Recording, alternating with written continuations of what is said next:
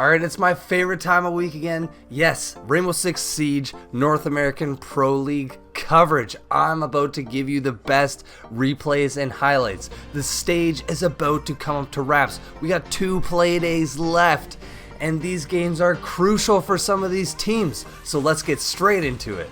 Match 1 was a very important one. Disrupt Gaming fighting Mirage for that 3rd to 4th place position on Consulate. Disrupt's roster looking more powerful than ever, with 4 out of the top 5 players ranked higher in points this season over Mirage. Mirage being on a bit of a struggle fest lately, unable to secure a solid victory over the last few matches. All of these factors cooked together ended in the continuation of the meta. Disrupt all over this match for most of it, with the likes of DP Fire going 9-1 in 5 rounds, and Disrupt as a whole getting the opening kills every round in the first half. But Mirage still putting up a fight with some incredible plays. Dream busting out, in my opinion, the play of the day. Portion of HP, not very much time left. Diffuser getting planted, it goes down, and a nice spray control from Dream to take out Retro. 2 more targets for him. He'll vault outside. Beautiful play, but he's detected. Shuttle will have to shut him down. Will he wait it out? That's the real question. Diffuser is down, Shuttle upstairs, spotted. Dream's going to take matters into his own hands.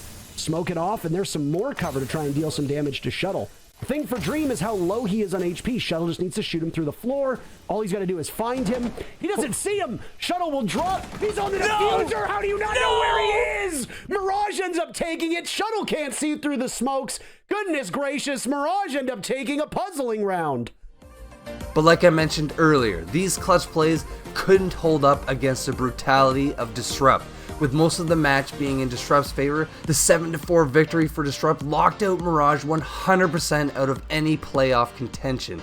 This means that both XZ and Mirage have no hope for making the playoffs next month.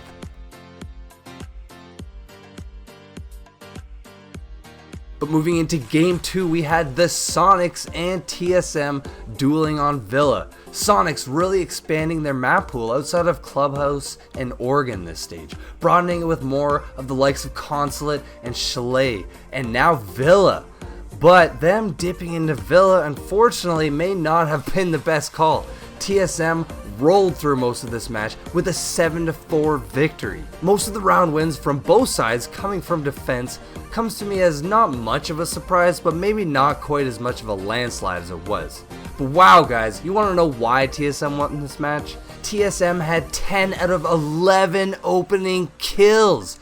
Rexon on the Sonics being the highest rated player in all of North American League, going 0-6 the first half of the match. All of these contributing factors on top of TSM just being on their game is the reason that Sonics are now in a struggle in their next playday to make the playoffs. And TSM, they completely secured their position in the next month's event. For a swing all the way down towards Deer, can't do it. 2 big kills from Merc. It looks like they're falling one by one. Grixer in a 1v3. He'll have to stop them. He does just that. Diffuser goes down, and Chala and Achieved will now need to be the ones to take care of it. Nitro Cell goes out from Grixer, does some damage, but Achieved secures TSM's spot at Mexico. They take the matchup 7-4, and the second team to qualify for the major is TSM. Playday 3 was, in my opinion, the most exciting matchup of the day. Dark Zero Esports, the notorious overtime battlers, fighting Oxygen, who has been really struggling lately to secure victories. Oxygen only having wins this season against the lowest rated teams in the North American League, and having lost the last 3 games in a row, they needed to make a comeback and/or a statement in today's game. Dark Zero, the overtime beast, having never lost once in overtime in Stage 2, even defeating the best team arguably in all of Rainbow Six Siege Pro League right now, SpaceStation Gaming, earlier in this season. But yes, that's right, Dark Zero has won every single match they've been put into in overtime. I'm curious to know if this has made some sort of Rainbow Six Siege history, because I personally have never seen anything like it. It's almost a meme at this point, because in today's match on Clubhouse, Oxygen forced Dark Zero to the very last moments of the game, pushing Dark Zero to an 8-7 victory. Dark Zero hadn't played Clubhouse since January earlier this year, but it didn't even seem to matter to the likes of Hyper with 20 kills this match, followed up by Pambazoo with 16 and NJR with 12. Oxygen, though, as you could tell by the score, they put up a hell of a fight, pushing Dark Zero to the very last round and busting out a win on bar defense on Clubhouse for the very first time in North American League history. But as mentioned earlier, Dark Zero is the team to win in overtime, and they did with an 8-7 victory, shoving Oxygen completely out of hopes to go to Mexico in next month's event. No nitro on the defense to immediately stop this. So if they want to stop it in the plant procedure, they will have to get aggressive. With 10 seconds left, they might not do it though. They might be willing to hold this on, but at the same time, this will be their last chance. Yogg trying to swing both sides. The player with higher HP currently holding the plant right now. Panba gets the first trade. Can he get the second? No! It's Laxing with the knife to clutch it out instead, and OXG take the round. But finally, the titans of all of Rainbow Six Siege Pro League, SpaceStation Gaming, against the struggling yet formidable force of XSET. XSET have been playing very well lately the last few matches, especially. XSET having played well the last few matches of the stage, headed into this game with a bit of confidence. And while that unfortunately was diminished in no time, SSG completely took every round, giving XSET little to no hope. On the third round, when XSET had total sight and round control, where there was no one from SpaceStation Gaming to be found in sight, SSG, they still clutched it. Rampy as he starts off the action on his flank. Only the first of many potentially. They actually can't plant this right now. It's a soft floor above Rampy. He's been able to move. But no, the shotgun interrupts it again. This is actually going to work. They don't have it down on the ground. And he goes right into Thinking Nade's POV. The 2v5 from SSG. And they take the round.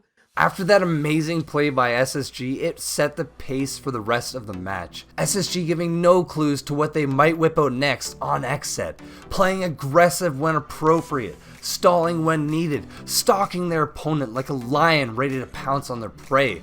All this led to a clear 7-0 victory for SpaceStation Gaming. So there you have it, guys.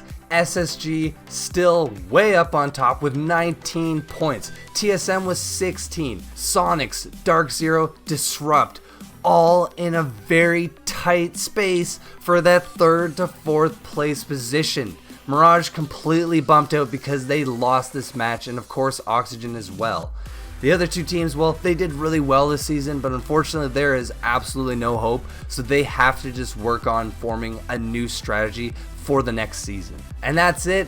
Stage 2 Playday 8 coverage is done, and I had an awesome time. There were some incredible plays, Hyper being the all-star of the day.